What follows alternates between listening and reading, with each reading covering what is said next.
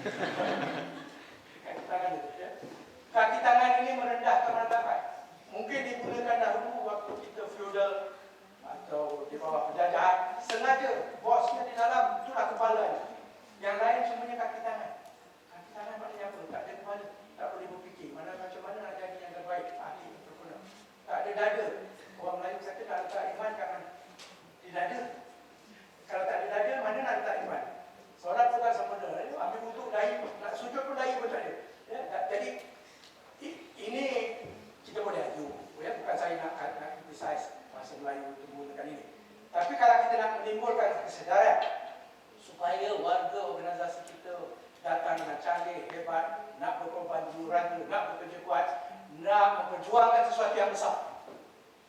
Jiwa kecil hasil daripada mengkaki tangankan mereka ini kena dibuangkan. Kita nak gantikan dengan jiwa besar. Jiwa besar, jiwa kecil itu Profesor Hamka Indonesia pernah mendefinisikan. Orang yang jiwa kecil ni orang yang antara lain, ya, bersikap sebagai budak, hamba, takut kepada segala orang yang berpangkat. Ini berlaku di Malaysia. Takut kepada segala orang yang berpangkat. Bila dia kaki tangan, maknanya dia sign surat berkata, saya yang menurut perintah. Kadang-kadang perintah itu betul tak betul, mungkar ke apa semua, habis. Saya tak tahu, saya menurut perintah sebab saya kaki tangan. Kaki tangan. Alasan dia begitu. Jadi tiba masanya, semua organisasi di Malaysia, bukan sahaja korporat, bisnes, kerajaan pun pada saya. Di dalam Johor Corporation dulu kita haramkan, haramkan istilah kaki tangan, tidak dibenarkan digunakan. Mudah-mudahan universiti-universiti bermulalah ketepikan istilah kaki tangan. Macam mana nak jadi orang yang berilmu kepada tadi? Maaf saya kata begitu. Tapi ini dalam kadang-kadang dia antara sebab kuncinya.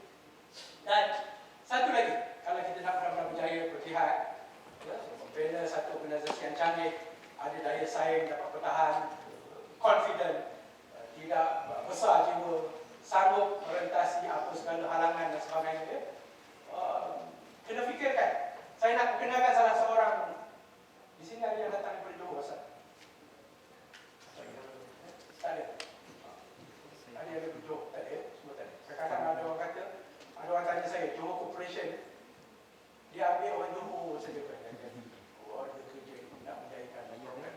Ya, saya nak perkenalkan seorang kawan. Ini ada kena mengenai istilah Johor Corporation. Jadi, walaupun namanya Johor Corporation, ya, orang tanya selalu maknanya anak Johor saja ke yang dapat naik. Selalu orang tanya saya dalam seminar. Kita utamakan anak Johor saja. Dan jawapan saya senang. Ya. Saya tunjukkan wajah ini di salah seorang sahabat, kolik saya yang bekerja di Johor Corporation.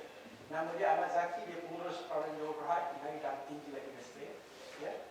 Dan sebenarnya terdapat seorang saja anak Johor dalam Johor Corporation. Siapa dia? Inilah orangnya. Nama dia sebenarnya, nama penuh dia Ahmad Zaki bin. Dan dia lahir di Perak. Dia lahir di Perak. Apa mesej yang nak saya sampaikan dalam menunjukkan contoh? Yang saya maksudkan di sini ialah jangan pilih kasih sampai terlalu sempit. Pilih cuma saudara kita sahaja, kena buka. Ya. Rakan sekolah, kadang-kadang daripada kolej, nak pilih orang dari kolej, daripada TKC saja, misalnya. Atau anak Johor saja, tak pilih orang lain. Terlalu narrow, sempit. Di Malaysia ini berlaku. Di dunia Islam ini berlaku. Kita melebih, kalau dalam konteks luarnya, konteks dalam konsep asabiah dan sebagainya. Ya. Apabila, dan kita harus ingatkan pesanan, ya, salah satu maksud ini dalam Al-Quran sebenarnya, ya. Serahkan amanah hendaklah kepada yang ahli. Dan hadis ada yang menyatakan jika kita serahkan, jika amanah tidak diserahkan kepada yang ahli, tunggu saja, ya, kehancuran usaha. Ya. Jadi alhamdulillah, dengan atas landasan itu kita mula bina syarikat-syarikat, tanamkan semangat untuk berjuang, menjadikan perjuangan bisnes ini sebagai jihad. Juga kena didefinisikan semula beberapa konsep yang diperkenalkan pada barat dan tiru dan ciplak. Satu yang paling penting adalah konsep entrepreneur. Hari ini kalau kita faham umumnya, entrepreneur itu maknanya ahli bisnes yang bukan sahaja hebat keupayaan bisnes dia, tapi dia juga memiliki saham atau kepentingan dalam bisnes. Ini mengikut definisi yang biasa. Di Malaysia dan kerajaan apabila melaksanakan dasar membangun usahawan, dia mesti kaitkan. You mesti milik. milik sendiri, baru kita galakkan bagi dulu. Ya. Tapi konsep entrepreneur ni lah punca masalah. Bila peringkat besar-besaran, kita dapati yang kaya bertambah kaya, yang miskin bertinggalan. Ya. Dan saya nak perkenalkan salah seorang entrepreneur. Kita akan bandingkan dengan entrepreneur daripada Johor Corporation. Anita Rodriguez. Mungkin saudara-saudara tak kenal siapa Anita Rodriguez. Ini wajahnya. Tapi kalau saya sebut bisnes ni, saya yakin semua akan kenal. Ya, apa produknya atau brand Body Shop. Dia menubuhkan sebuah syarikat kecil-kecilan bermula daripada satu kedai di London. Hari ini is a global brand. Begini caranya kaedahnya sistem kapitalis global, menggalakkan orang seperti dia berjaya naik. Apa yang memotivasikannya? Untuk menjadi jutawan, untuk menjadi bilioner. Ini yang digunakan oleh terutamanya oleh sistem kapitalis yang ada. Mendorong, memotivasi orang nak jadi kaya, dapat segala-gala dalam dunia. Ya, itu sebab mereka begitu hebat berjaya memilih ekonomi mereka. Anita Rodriguez jual bisnes daripada L'Oreal 1.1 bilion pada tahun 2006, dia bikin billionaire. Saya menjadi wanita keempat terkaya di Britain. Sekarang saya nak memperkenalkan Anita Rodriguez Malaysia. Siapa dia? Datuk Maduka Siti Sadiah, Presiden CEO KPT Healthcare. Saya sengaja pilih dia nak bandingkan dengan Anita Rodriguez sebab wanita sama wanita. Yang bezanya yang ini pakai hijab dan tudung. Dan bisnes dia yang lebih penting, lebih kurang sama. Waktu dia dah retire, bisnes dia 3.86 bilion. Lebih kurang dengan Anita Rodriguez. Tidak bilioner, maknanya bukan kerana nak mengejarkan dia bilioner, dia membina bisnes. Anita Rodriguez tadi, kerana itu. Tapi dapatlah pengiktirafan lain, Malaysian CEO of the Year dan sebagainya, tapi bukan bilioner. Dapat Tan Sri apabila dia tamat khidmat dia. Ya. Berkembang bisnesnya, ya, dan disenaraikan di bursa saham. Tapi yang paling penting, dia dapat membina syarikat yang berjaya sampai sama tahap dengan Anita Rodriguez, walaupun tak ada persuasaan, tak ada management buyout, tidak ada stock option. Ini kaedah-kaedah yang biasa digunakan dalam sistem kapitalis. Di Malaysia pun menggunakan kaedah ini, swasta jadikan orang kaya. Tapi kita tahu persuasaan itu pada pandangan saya diarahkan dalam Johor Corporation, dia tidak, maaf saya sebutkan, tidak Islamik pada saya. Sebab dari segi Islam tidak mengajar harta yang diamanahkan untuk orang miskin itu diserahkan, dibeli oleh orang kaya, diborong oleh orang kaya. Privatization itu kaedah itu lah. Bila kerajaan dah tubuhkan GLC, iaitu badan-badan amanah yang jaga kepentingan orang miskin, majoriti di Malaysia, kemudian diswastakan kepada individu, maknanya amanah untuk orang miskin dah diparaikan dan dibagikan kepada orang kaya. Walhal Islam mengajar sebaliknya. Orang kaya menggunakan harta kekayaan untuk membantu orang miskin. Itu sebab dalam Johor Corporation kita fikirkan semula, kita panggil entrepreneur ni sebagai entrepreneur amanah. Tak ada saham untuk dia, tapi apapun sumber motivasi ni lah, berjihad, urus bisnes. Alhamdulillah. Dan dicapai. Saja. Gaji tidak sama total dengan swasta, tapi alhamdulillah besar juga gaji. Waktu yang terakhir gaji dia agaknya berapa K? Kita tahu dengan berapa K. Berapa K? 20, 30, 200 K. CEO yang paling besar gajinya di Malaysia 10 juta ringgit sebulan. Genting dan sebagainya. So ini rendah kalau bandingkan. Tapi itu sudah cukup untuk memotivasikan. Tapi maknanya dia berpegang kepada perjuangan Islam tadi, nak membina organisasi korporat, insyaAllah untuk dapat membangkitkan semula kedudukan ekonomi umat supaya kuasa ekonomi ini dapat kita pegang semula. Tapi tak boleh nak capai itu dengan guna kaedah apa yang diajar oleh Barat atau Timur. Sebab itu lebih merosakkan dan tidak 100% serasi dengan Islam. Ini saya nak tunjuk quickly gambar-gambar pencapaiannya, termasuk acquisition of companies dan sebagainya, senarai dan sebagainya, termasuk 3 hospital di Indonesia, satu di Sumatera Barat tapi runtuh oleh kerana gempa bumi. Sekarang ini tinggal 2, Permata Hijau dan Bumi Serpong Damai. Dan di Bangladesh pernah memiliki hospital terbesar di sana, dijual sebab kita minoriti. Demikian juga di Saudi Arabia. Dan sekarang ini yang penting kedua itu bakat ahli. Bagaimana nak mempercambahkan ilmu? Sebab ilmu ini penting. Tidak menguasai ilmu, bisnes pun kita ke mana? Tak boleh capai, tak boleh nak bersaing dengan orang lain. We have to build a learning organisation. Ini gaya saja, saya cuma nak sentuh quickly. Dan dalam law cooperation kita banyak, yang paling penting kita fokus kepada membudayakan syura. Ini anjuran Islam. Kalau kita kata kita nak benar-benar integrasikan nilai Islam, kalau dia kata hak milik saham tak boleh cuma diborot oleh segelintir, kita elak. Jangan dibiarkan harta kekayaan kita ada di kalangan orang kaya saja di kalangan kami. Ada aturan. Kalau dia kata serahkan amanah pada yang ahli, kita serahkan amanah pada yang ahli. Kalau dianjurkan bersyura, kita kena tentukan, strukturkan organisasi kita. Susun organisasi secara deliberate. Ya, jadi kita gunakan banyak sistem jawatankuasa. Waktu saya dulu ada lebih 40 jawatankuasa. Tapi kalau ikut prinsip barat, penulisan barat, jawatankuasa yang banyak ini boleh melemahkan, bukan ya, memperkasakan. Jadi saya tak perlu go into detail. Ya. Dan yang paling penting, buka peluang luas. Ilmu dimanfaatkan, dan khasnya ilmu bisnes, ilmu korporat ditentukan ada disusun. Yang berilmu lebih seperti sisi saja boleh berkongsi ilmu dia dengan membimbing eksekutif satu lain. Lebih mudah kalau kita ada saham, tak ada apa semua. Lebih mudah dia nak berkongsi ilmu, mendidik, membimbing yang lain, menjadi mentor kepada yang lain. Dan salah satu contoh terbaik, ya, maknanya tak ada kaki tangan. Apabila itu kita buang di tepi, pendekatan kita yang menentukan orang yang paling bawah pun mesti diberi peluang dan boleh naik sampai ke atas, paling tinggi. Contoh terbaik, waktu kita ambil alih Hospital Pakar Ipoh, Puan Mah Lai, dia bekerja sebagai jururawat. Hari ini kalau organisasi lain, kerajaan kalau bekerja jururawat, pension tu dia ada jururawat lagi. Mungkin sister atau apa, matron. Itu dalam bidang kejururawatan. Malai masih lagi berkhidmat dalam kumpulan PPJ.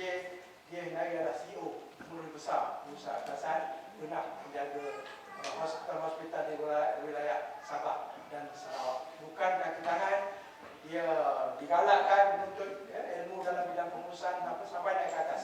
Dan saya cuma tunjukkan satu contoh, lain banyak contoh jururawat lain yang jadi sampai pengurus besar dan sebagainya. Ya.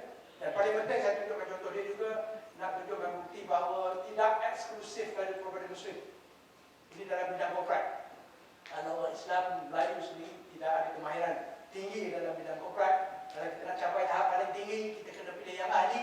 Tak kira Melayu, Cina, India. Kalau dapat, tandanya. Dan dia masih loyal. Kenapa? Dia beri peluang naik ke atas dan sebagainya. Walaupun bermula sebagai jururawat. Itu mesej. Ya? Dan setelah itu hari ini terdapat sebuah universiti. University College Nursing and Healthcare. Juga untuk mengutamakan ilmu pengetahuan. Dan mengambil alih masyarakat di Australia dalam bidang retirement age care. Ini rumah orang tua-tua, tapi orang tua yang kaya. Kita nak buat duit, paling mudah, paling baik ialah kalau buat duit daripada orang kaya. Besok kalau untung kita bagi pada orang miskin dan sebagainya. Ya. Jadi, dan ilmu untuk membina retirement age care untuk orang kaya terdapat di negara-negara maju seperti Australia. Kita ambil alih syarikat ini dengan tujuan untuk mendapat akses kepada ilmu. So, dengan kaedah korporat ni, tuan-tuan dan puan, satu kaedah pendekatan yang hebat. Kalau kita tak ada ilmu, tak ada teknologi, robotik apa semua, bayangkan kalau kita dapat beli syarikat yang memiliki ilmu, teknologi, kita dapat akses immediate kepada ilmu. Kalau nak suruh orang kita belajar ilmu tu, ya, teknologi robotik sebisanya, ya, itu pun kena buat, tapi akan makan masa. Jalan ringkas, jalan pintas, take over company. This is what everybody else is doing. Singapore is doing, ya. Korea is doing, semua sekali the whole world. Kita kena tahu kaedah macam mana nak mendapat akses kepada ilmu untuk orang lain supaya kita dapat shortcut, dan kaedah terbaik ialah melalui corporate punya way of doing it. Akhirnya membuahkan manfaat. Yang ketiga, ini jelas. Bukan jihad namanya kalau tidak bawa manfaat. Sebaik-baik organisasi korporat ialah organisasi korporat yang membawa sebanyak-banyak manfaat kepada masyarakat dan manusia umum. Ya. Dan satu lagi yang saya nak sebut, dalam Malaysia ini tuan-tuan, saya mulakan tadi dengan cerita pasal GLC. Sebenarnya kuasa korporat GLC yang ada dalam GLC di Malaysia ini sangat hebat. Ini saya tunjukkan kepada. Dan dah ada pun himpunan ilmu pengetahuan apa semua dalam GLC. Jadi mesej yang saya nak kita sampaikan, perjuangan saya dan rakan-rakan Jawatan Islam Malaysia, kalau boleh GLC ini jangan diswastakan. Dan kalau nak diswastakan juga, kita kata swastakan bukan kepada individu walaupun dia Melayu manusia. Swastakan kepada organisasi baru yang dipanggil institusi baru, yang institusi korporat baru yang dipanggil wakaf korporat. Wakaf korporat adalah pada pandangan saya dan rakan-rakan dari Jabatan Islam Malaysia satu penyelesaian mungkin jangka panjang institusi baru untuk mentransformasikan sistem ekonomi. Sebab sistem ekonomi yang dipacu bisnes, corporate organization will always play the central role. Now, what if part of the asset, majority of the strategic assets of Malaysia, now in the hands of GLC, instead of being privatized to individuals, you privatize to a corporation which is structured and owned as a wakaf. Inilah konsep wakaf corporate yang cuba perjuangkan. Bayangkan GLC ini kalau nak diswastakan besok, khazanah, Felda, kita bimbang Felda hari ini, ya, dipolitikkan apa semua. Paling boleh wakaf. Wakaf maknanya apa dari segi syarak? Maknanya kita serahkan hak milik kepada Allah Subhanahu Wa Taala. Tapi kita pemegang amanah ni, tugas kita ialah mengembangkan hak milik itu, menambah nilai dan sebagainya. Dan janjinya insya-Allah kekal turun-temurun generasi demi generasi. Pengalaman Malaysia apabila kita swastakan banyak syarikat kita besar. Tak sampai generasi ketiga, tak sampai generasi kedua, generasi pertama kita sampai yang terus buat lepas jalan. Jadi ini contoh, dan alhamdulillah pada tahun 2006 saya dah mulakan langkah nak eksperimen, kena ada pilot project nak berwakafkan, nak berwakafkan Johor Corporation. Yang saya masih doakan mudah-mudahan Johor Corporation itu seluruh Johor Corporation diwakafkan. Bayangkan kalau tabung haji diwakafkan.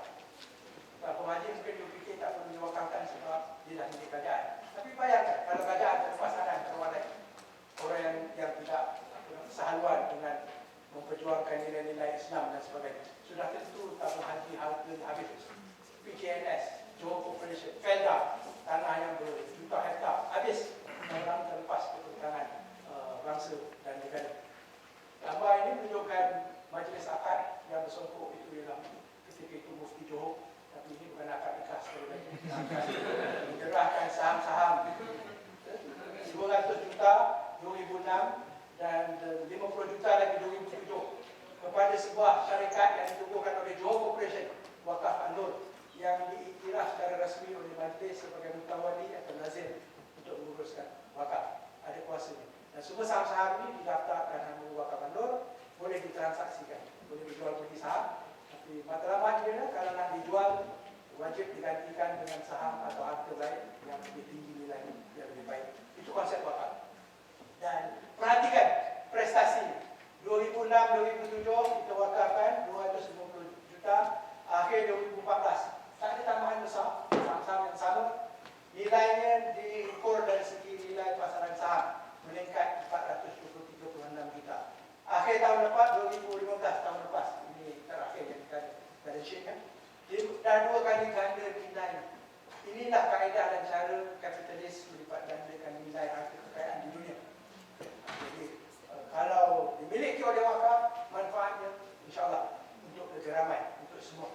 Dan bila mereka ada 500 juta ringgit, mereka juga melabur dalam aset-aset baru, beli rumah, kedai dan sebagainya, aset-aset lain. Semua nilai dalam balance sheet dia menjadi 786 pada akhir tahun 2015, kira-kira 10 tahun, 11 tahun. 3 kali ganda daripada nilai asal. Yang saya nak tunjukkan sini ialah bukti nyata, evidence bahawa melalui kaedah ini kita dapat the dynamics of corporate business dynamics to corporate dynamics in terms of multiplying asset value over the years. At the same time kita gabungkan dengan dynamics of wakaf. InsyaAllah kita bakal bertuan yang lain. Di Malaysia ini sangat penting. Kalau hilang tajuk politik atau dikompromi tajuk politik, ya, umat Islam nanti kena kompromi segala-galanya. Ini pun banyak tanah, termasuk Diwaan Devi dan sebagainya dah lepas ke tangan asing. Melalui wakaf insyaAllah, ya, kita dapat dan juga untuk tadi menepati maksud anjuran lahir Al-Quran tadi, ya, untuk jihad berjalannya dalam barisan yang teratur, kemudian versus dan sebagainya. Dan apabila ada wakaf korporat, saudara perempuan saya sampaikan bukan nak cuma membesarkan korporat itu supaya bangga dengan nilai harta bilion dan sebagainya, tanpa bawa manfaat kepada masyarakat. Kita tak guna. Bukan Islamik namanya kalau tak bawa balik manfaat kepada masyarakat. Jadi kena ada program-program untuk membawa manfaat kepada masyarakat. Satu daripadanya, kita gunakan sebahagian daripada untung atau harta wakaf korporat itu untuk mengalahkan remaja-remaja warga Malaysia lain yang muda-muda ini masuk Islam. Antara yang kita tekankan, satu contoh terbaik, Ustaz Ismail Ali. Johor Corporation ada bina 5 buah masjid di Johor, sekarang ada 6. Dia dilantik sebagai seorang imam muda. Dia tapi bukan imam selebriti, imam muda. Masih lagi kita mengimamkan di masjid-masjid, tapi dia digalakkan tubuh syarikat, dia tak ada duit. Wakaf An-Nur dahulukan dengan modal, kemudian strukturkan, bagi dia insentif, dia boleh beli saham sehingga 25%. Dengan itu memotivasikan dia membina syarikat itu. Alhamdulillah tahun lepas dia sebenarnya ialah agensi zakat, berlatih mutawif, bawa umrah haji, dia sendiri pun juga seorang mutawif dan imam. Dan hari ini syarikatnya untungnya kira-kira setengah juta ringgit. Tahun lepas 682,000 ringgit. Bayangkan seorang imam muda masih dalam kategori imam, menyempurnakan sunnah biasa mudah-mudahan, create wealth, tambah nilai, ya, insyaAllah boleh jadi jutawan. Dan bayangkan kalau ratus atau ribu imam di negara kita boleh digalakkan sebegini, insyaAllah, ya, untuk merapatkan jurang antara Muslim dengan bukan Muslim di negara kita. Dan juga untuk membantu orang yang langsung. Kita tahu Malaysia ini sangat maju ke depan dalam bidang Islamic Banking and Finance. Jauh ke depan, Alhamdulillah. Tapi percayalah, sebesar mana pun, pandangan saya, sebesar mana pun kejayaan Islamic Banking and Finance, dia tidak boleh, kalau orang miskin, orang biasa, tak ada harta, tak ada aset, nak pinjam, tak akan dapat pinjam, walaupun daripada bank Islam. Sebab itu kena ada bank is a bank. Jadi gap di sini boleh diisikan, dimainkan oleh peranannya, boleh dipenuhi oleh badan wakaf korporat. Di Johor tu kami masih tak jalan tu. Kita rancangkan skim modal teroka dengan tabung kardus hasan, tanpa faedah dan sebagainya, dia bayar balik exactly the same amount. Khasnya untuk golongan bawah yang baru nak berniaga. Dan kita bagi tumpuan khas 24 bulan dengan sokongan ayam mas, KFC, syarikat-syarikat kita bagi tumpuan khas kepada orang yang berniaga yang bawah, yang langsung tak ada modal, termasuk ibu-ibu tunggal. Kita tak jaga bapak-bapak tunggu, dia tunggu seorang, dia tunggu orang. Ya, yang tinggal anak apa semua dengan ibu biasanya. Alhamdulillah ada dapat 800,000, 1,500, 2,000 pendapatan, dia ada yang berniaga daripada rumah. Dan ini antara fungsi peranan tanggungjawab yang wakaf boleh mainkan. Ini pilot project. Pilot pun dah 319 usahawan dapat manfaat daripadanya, dan saya yakin boleh dikembangkan nanti apabila pilot project itu selesai. Dan juga boleh membina klinik wakaf, hospital wakaf. Hari ini dah terdapat 22 klinik dan hospital wakaf di seluruh negara. Bayar RM5 saja boleh dapat khidmat perubatan. Klinik satu Malaysia berapa? RM1 kalau saya pergi doktor. Di sini lengkap dengan doktor, dengan ada ubatnya sekali, RM5. Poin yang paling penting, sebagian besar daripada klinik hospital ini di lokasinya di masjid-masjid. Pekarangan masjid-masjid, sengaja dipilih masjid-masjid. 1 juta dan sejak dilancarkan, pesakit-pesakit miskin bayar RM5 dapat manfaat daripada skim ini. Di Selangor pun ada hospital, ada 5-6 dah sekarang. Ya. Perhatikan, walaupun di masjid-masjid hampir 80,000 pesakit miskin bukan Muslim pergi ke sana. Ya. Jadi hari ini orang bukan Islam takut nak pergi masjid. Kadang orang Islam pun takut nak pergi masjid. Takut kena bom, takut. Ini satu cara dakwah yang boleh dimainkan oleh wakaf dan sebagainya. Termasuk dialisis dan sebagainya. So, conclusion. Kesimpulannya, maaf ya, kalau saya ambil masa Prof. Esok lebih sikit. Hari ini cabaran kepada kita semua bila capitalism isn't working, it's being questioned even in the West. Saya bukan anti-kapitalis, saya part of the capitalist instrument waktu bekerja dalam Johor Corporation. Tapi sebagai seorang Muslim, kita kena cari jalan lain. Bagaimana nak gunakan yang terbaik daripada kapitalisme, buang yang mudarat, gantikan dengan yang terbaik apa yang boleh dibawa melalui pendekatan Islamik. Ini yang kita cuba. Barat pun tak senang dengan sistem ini. Ya? Tapi kita yang lain pula berebut-rebut jumping on the bandwagon. Dan saya petik di sini kata-kata pemimpin ketua gereja Katolik pun tak senang. Unjust economic structure, created great inequalities, reject inhuman economic model yang diamalkan sekarang, inhuman. Jadi apa lagi yang kita tunggu? Ya? Di Malaysia pula ini mengakibatkan rakus, korupsi, ya? Tuduhan-tuduhan macam-macam. Jadi ini saya petik dari tajuk buku, salah satu buku yang saya terbitkan, Khalifah Anti Superman. Mesej ini jelas lah. Ya? Saya tak boleh panggil orang ni yang kena panggil Superman cukuplah. Orang-orang Melayu Malaysia yang ya, terbang tinggi, kaki tak jejak di bumi, kaya raya dan sebagainya, tapi mengikut kaedah barat. Ya? Walaupun memakai underwear merah di luar, ikut sama macam orang putih. Padahal kita tak boleh jadi Superman sebenarnya, sebab kita bukan orang putih. Tapi nak boleh jadi Superman, namanya berapa-apa terbang tinggi, nafsu-nafsi dan sebagainya. Boleh kita cari kaedah, dekati kaedah Khalifah sebagai gaji, insyaAllah. Ya, tanpa amanah Khalifah itu maknanya menegakkan amanah sebagai Khalifah di muka bumi, ya? Memakmurkan kehidupan. Itu pun tugas manusia diturunkan di bumi. Saya cuma nak petik satu kali lagi, iaitu pandangan CEO NGO Global Barat tentang konsep Khalifah. Dia faham Khalifah, konsep itu dia kata, I take very seriously the revelation that God created human to serve as Khalifah. Yeah? Our ministry as individual, both men and women, in any position of power authority, is not to serve ourselves narrowly and selfishly, but to serve God's creation and make it more fruitful and just. Itu pun yang disarankan oleh Islam, yang ramai orang kita yang mempunyai kuasa seumpama Khalifah dalam bisnes. Menguasai korporat, organisasi korporat besar, tapi kadang-kadang mudah terlupa kewajipan, tanggungjawab, amanah dan sebagainya. Dan akhirnya, terima kasih atas kesempatan ini. Semua sedia maklum masa saya tentang maksud ayat Al-Quran yang mengajak kita supaya memperbaharui segala-galanya. Semuanya Allah tidak akan ubah nasib suatu kaum selagi mereka tidak ubah apa yang ada pada diri mereka. Saya mohon maaf kalau makan masa sedikit panjang, Prof, dan kalau ada terlanjur kata, saya akhir dengan Assalamualaikum warahmatullahi wabarakatuh. Terima kasih diucapkan kepada Yang Berbahagia Tan Sri di atas pernyataan yang terdapat ini. Terbuka kepada sesi soal jawab.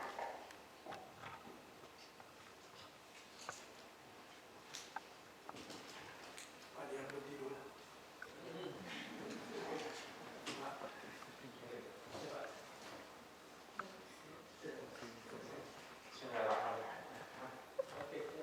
Assalamualaikum warahmatullahi wabarakatuh. Saya melihat tema ini sangat sangat penting kontemporer masa kini, di mana seorang muslim untuk menjadi pengusaha itu mayoriti entah kenapa tidak mampu, tidak tahu.